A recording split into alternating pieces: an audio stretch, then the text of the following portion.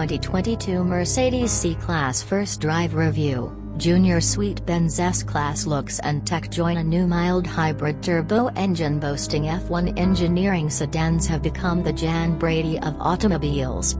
They're overlooked and underappreciated, as consumers lavish firstborn attention on SUVs, or coo over the latest electric babies. So when the all-new 2022 Mercedes-Benz C-Class was announced, the news didn't exactly light the world on fire.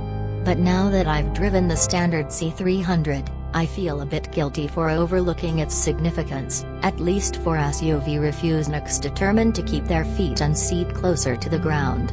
In fact, this new C-Class is a tremendous addition to the sedan ranks.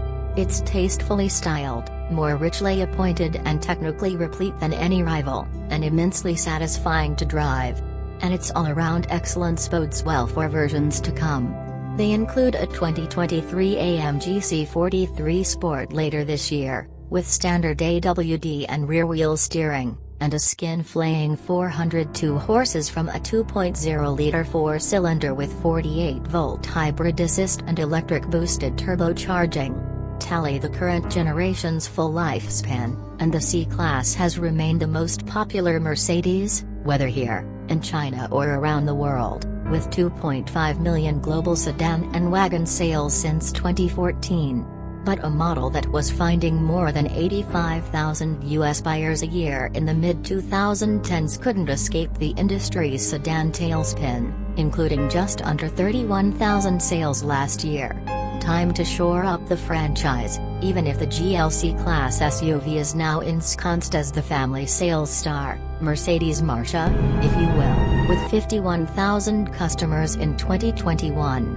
To do it, Mercedes climbed to its top shelf to raid key S-Class features, including its dramatic 11.9-inch portrait-oriented touchscreen that's been subtly tilted 6 degrees toward the driver for use in the C.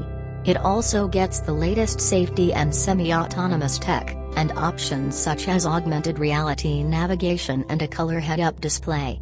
That's all wrapped in a slightly roomier interior that nods gracefully to the S-Class, with flattering stuff like laser-cut Burmester speaker grills, ambient lighting, polished metals and natural grain woods, while giving up almost nothing in luxury to the midsize E-Class.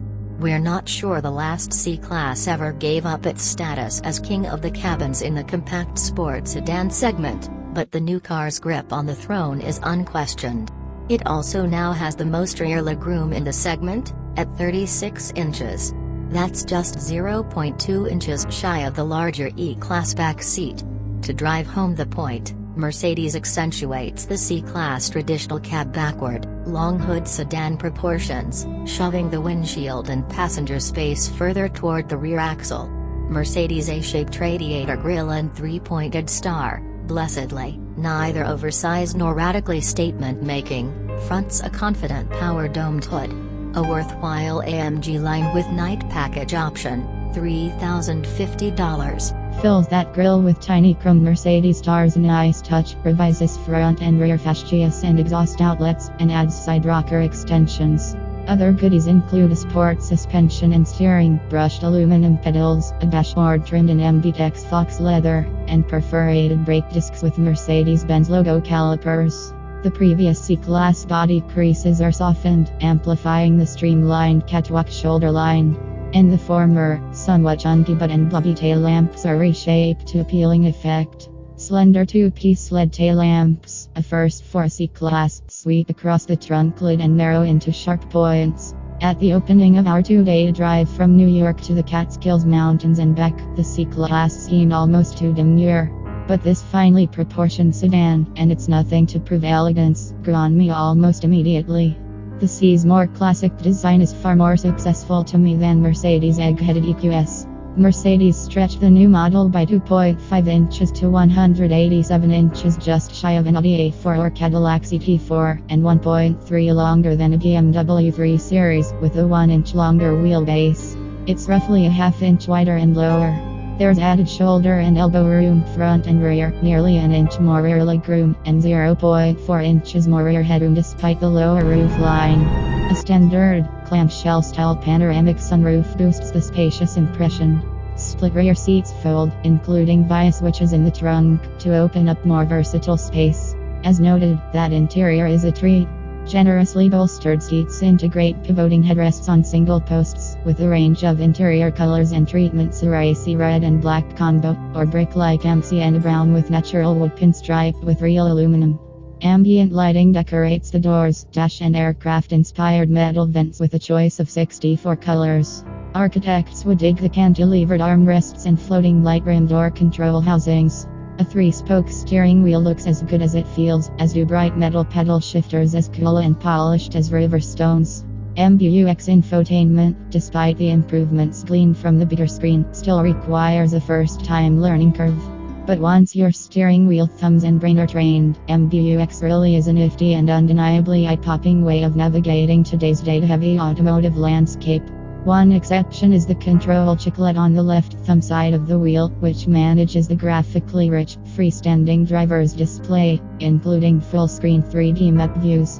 Too often, it mistakes a left-right thumb sweep for an up-down, and that's a thumbs down for blowing a radio station change or other operation. Yet the optional augmented reality NFS still amazes, superimposing directional arrows, street signs and even addresses over a real-time camera environment. The addresses that hover and disappear, Rolodex style, on final approach to a hard-to-find business or rural driveway, are a tech godsend. The option of adopting the new zero-layer home screen design first seen on the EQS smartly avoids digging into distracting menus. It keeps a map view in sight at all times, flanked by main module tiles and individualized magic modules controlled by machine learning of the driver's history and behavior. In one example, if the car figures out a driver tends to call a partner on the daily route home, it places the phone number on screen at the ready. A biometric fingerprint reader can keep those behavior-based predictions and other matters private, unlocking MBUX for individual users, their calendars, emails, payment authorizations, and more. Online music services are now integrated into the MBUX ecosystem. Apple CarPlay and Android Auto are standard. To all that, the C-Class adds the latest Mercedes range of conversational, Siri-style voice commands. Fortunately, when it's time for fingers to seize the steering wheel, the C300 is equally capable. Sports sedan number crunchers might see the C300's 4 cylinders, 255 horses and 295 pound-feet of torque and say, where's my peak horsepower is indeed unchanged from 2021, with 20 more pound-feet of max torque. But the C300's secret weapon is the M254 2.0-liter engine. The all-new power plant combines the top-line features of Mercedes' modular 4 and 6-cylinder engine family for the first time. Those include patented non-oscillate cylinder coating, the weight-saving, friction-busting tech also used in Mercedes F1 power plants. The engine integrates a 48-volt mild hybrid system, and a new twin-scroll turbocharger whose tech was also developed in conjunction with Mercedes Petronas F1 team and previews potentially record-setting 4-cylinder power on MC classes to come. The hybrid system supplies temporary yet potent bursts of up to 20 horsepower and 148 pound-feet of torque. Its starter/generator delivers nearly imperceptible start/stop engine functions. The electric motor, cooling and power electronics are all packaged in or on the slick 9-speed transmission for weight and energy efficiencies, including energy recovery and gliding with the engine off. Mercedes' estimate of a 5.9-second squirt to 60 mph isn't conservative, it's sandbagging. 5.3 or 5.4 seconds seems more like it. During our spring fling in the Hudson Valley, if someone had told me this Benz had 300 horses, I'd have believed it. The motor isn't an exciting rever, with full throttle upshifts coming just before the 6,400 RPM red line. But the electric surge and slick transmission ably fill any gaps in the engine's armor. The new engine sounds better as well, surprisingly husky at full throttle, as hushed on the highway as any library-like Benz. Add a seriously dialed-in suspension, and the C300 was up for dirty dancing in the Catskills, especially in a sportless mode that amps up already sharp throttle and gearbox response. The C300 gripped like crazy on handsome, optional 19-inch, multi-spoke amp wheels with summer tires. 18s with all-season rubber are standard. The ride is firm, but never punishing. There's a touch of body roll, in the manner of any base model sports sedan, but all part of the experience. This C300 reminded me, again, that you don't need 500 horsepower to have a good time. A bit like a Honda Civic versus a Type RS Mercedes, this is a compliment. The C300's eager for danger and supple, dialed-in chassis had me wondering why I'd need to spend more on a hopped-up M version. So what if passing takes a touch more advanced planning, or just keeping your foot in it longer? Improved fuel economy is the green icing on the cake. The app accredits the C300 with 23 mpg city and 35 mpg highway, the latter representing a 2 mpg gain versus last year. The app may be understating things. Keeping the speedo just under 70 mph, I managed to eke out a remarkable 41 mpg over a 60-mile cruise.